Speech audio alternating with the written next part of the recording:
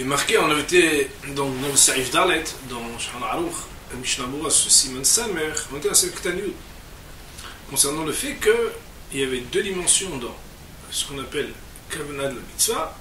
Il y a concentration sur ce que je suis en train de faire pour autre chose, et il y a ce qu'on appelle le fait que, préalablement, à l'amorce de la mitzvah, je pense à ce que je suis en train d'accomplir par cet acte, l'obligation que je m'a demandé de faire une mitzvah.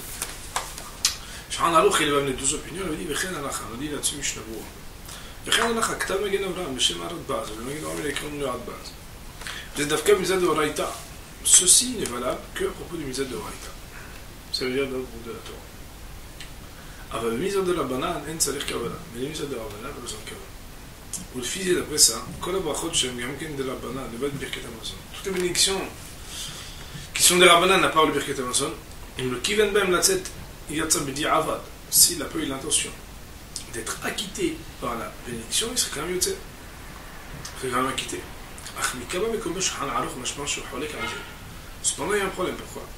Parce que ce que vient faire comme différence le Radbaz entre Mitzvah de Horaïta et de Rabbanan, de plusieurs endroits dans le Shulchan Aruch, il semblerait que le Shulchan Aruch n'est pas d'accord avec ça. C'est-à-dire qu'il ne ferait pas la différence entre le Horaïta et le Rabbanan. Après, le biur agro, le Siman Tav Petet. Et aussi dans le biur agro, Siman Tav Petet, il semble là-bas qu'on parle, le maïsé de Mitzvah Sfirat HaOmer. Mashma Gam Ken Shen Halek Ben Mitzvah de Horaïta et Mitzvah de Rabbanan, il semblerait être là-bas qu'il n'y aurait pas non plus, donc, de l'opinion du Gaon de Vilna, contrairement à ce que le Radbaz voulait faire comme différence, il n'y aurait pas de différence à faire entre Mitzvah de Horaïta et de Rabbanan. Veda Nekta Magen Avram, et sache que Magen Avram, il a écrit les comme Siman Tav Petet, c'est Ktan Het, que donc au Siman Tav Petet, c'est Ktan Het, Deada Shulchan Aruch Basek Lachem Zet Tzichat Kavanah, que bien que le Shulchan Aruch est tranché ici que les mitzvot qui nécessitent une kavanah, et donc il en ressortirait que si jamais il n'a pas eu l'intention la première fois de devoir recommencer la mitzvah, malgré tout, c'est ce qui est donc marqué dans le Gadapam, on ne recommencerait pas à faire la bénédiction. Pourquoi? Car, concernant la bénédiction, étant donné qu'il existe deux opinions, une qui dit qu'il faut la kavanah, une qui dit qu'il ne faut pas la kavanah, concernant la bénédiction, on va craindre l'opinion de ceux qui diraient qu'il n'y a pas besoin de kavanah et qui, selon eux, on serait déjà acquitté.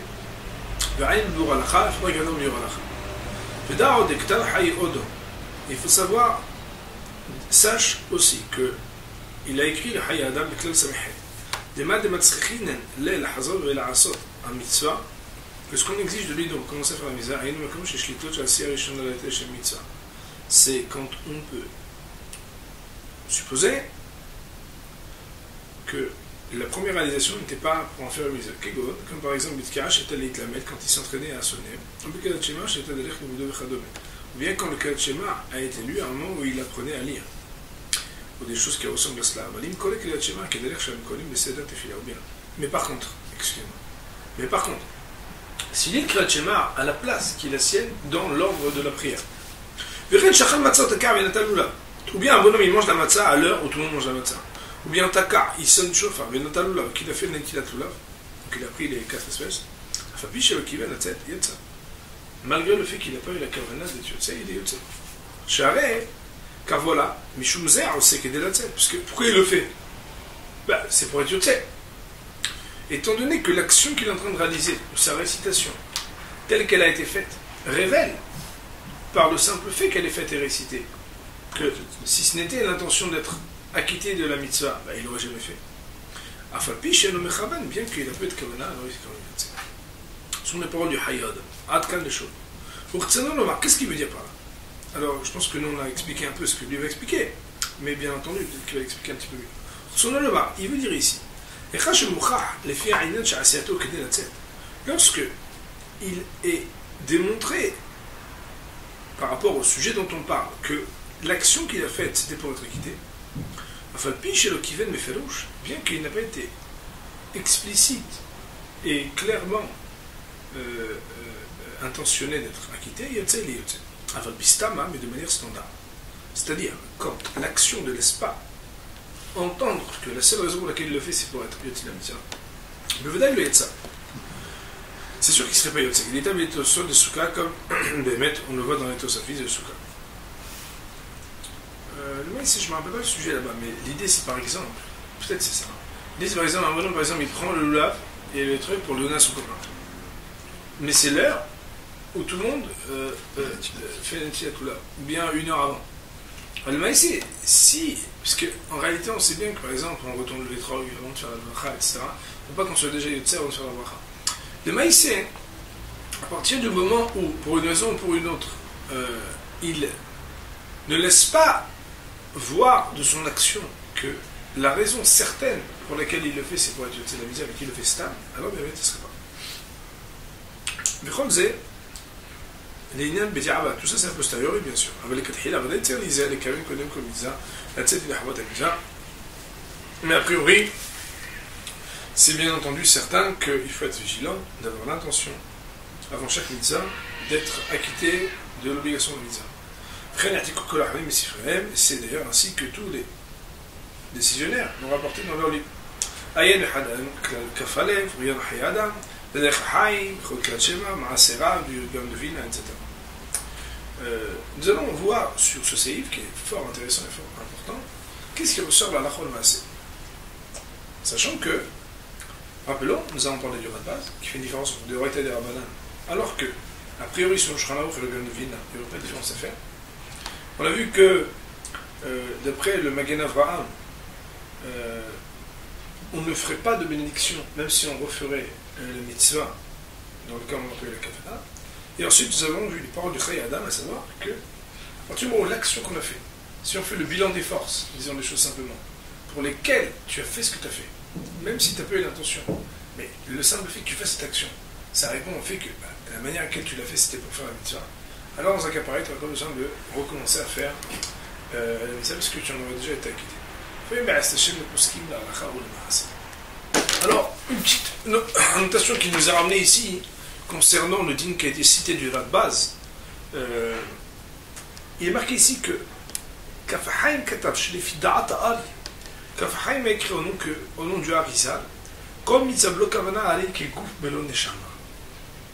Toute mitzvah sans kavana, c'est comme un corps sans âme. Ça laisse entendre l'importance capitale donc de dire, d'avoir l'intention avant de commencer à faire la mitzvah.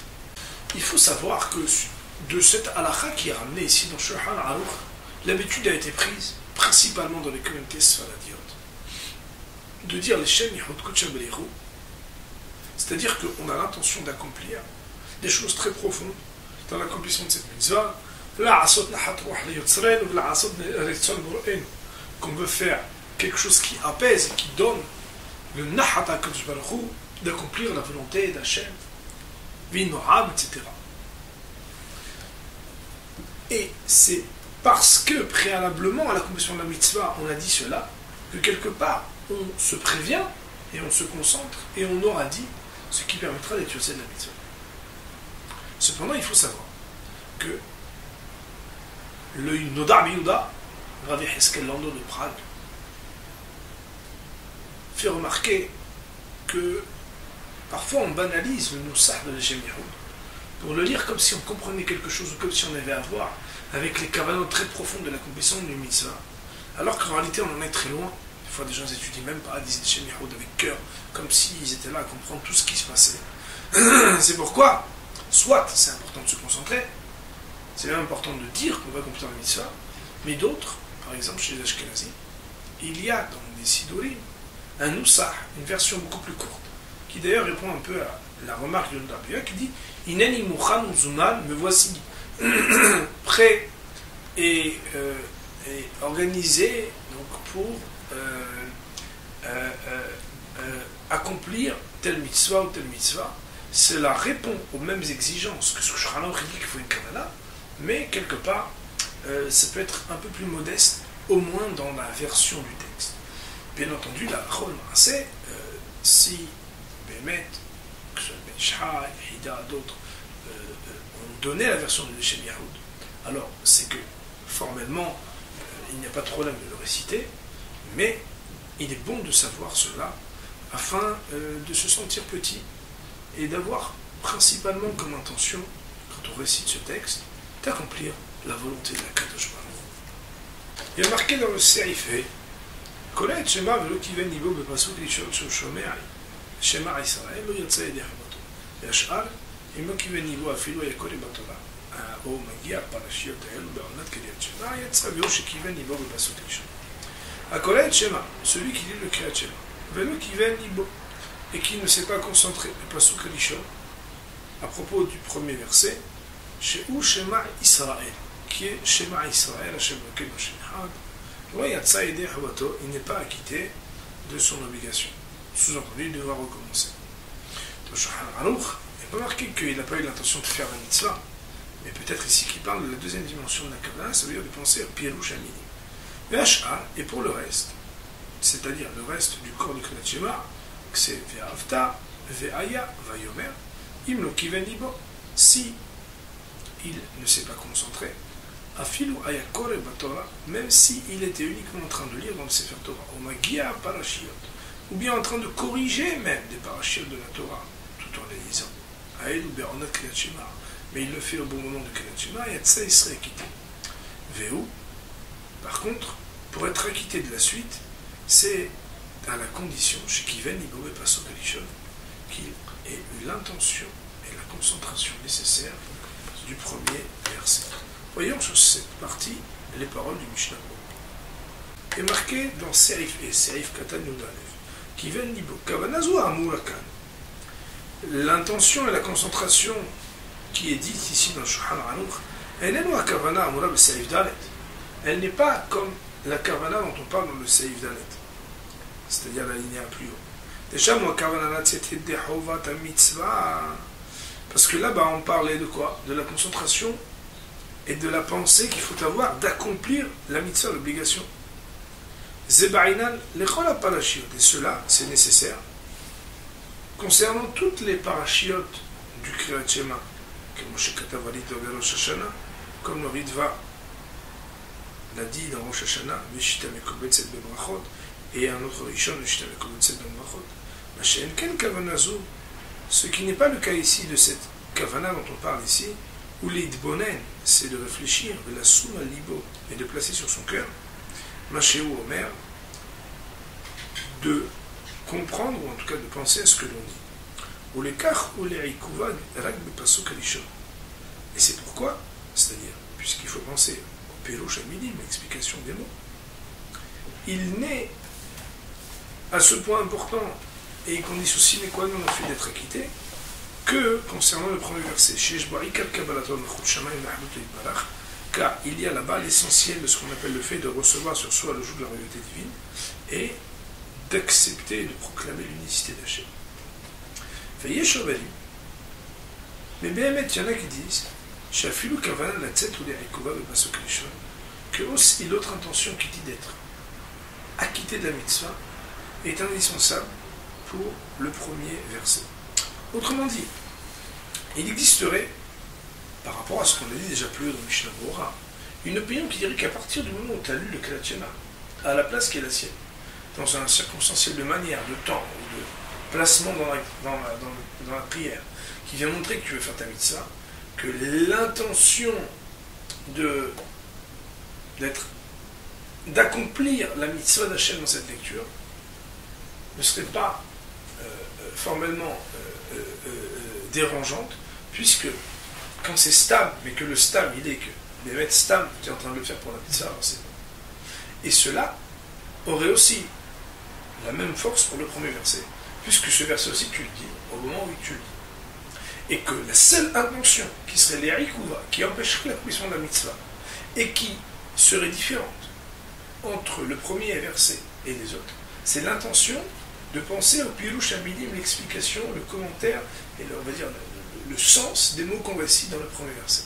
Cependant, le Rav ici, donc la Havetz Haim, je dis dans le Mishnah Bora, il y en a qui pensent que le premier verset a à ce point un caractère fondamental que non seulement il faut marquer de la concentration de ce que les mots veulent dire le premier verset, mais aussi d'avoir clairement l'intention par la lecture de ce premier verset qui est le fait d'accepter ce soit le jour de divine et de proclamer l'unicité d'Hachem, aussi l'intention d'accomplir la mitzvah par cette récitation. Dit Mishnah Serif Katan Yudbet, au Magia, s'il était en train de corriger, c'est pas qu'il corrige sans lire. Il faut que, pour pouvoir dire qu'à posteriori, s'il a l'intention sur le premier verset, il pourrait être acquitté de tout le Kriyat Shema, même si sur les autres parties, il n'a pas eu l'intention parce qu'il était en train de corriger. Corriger, oui, mais corriger en ayant dit le Kriyat Shema selon la halakha. Nous avons terminé le Shulchan Aruch et le Mishnah Berurah sur le Siman Samer. Baruch Adonai La'olam. Amen.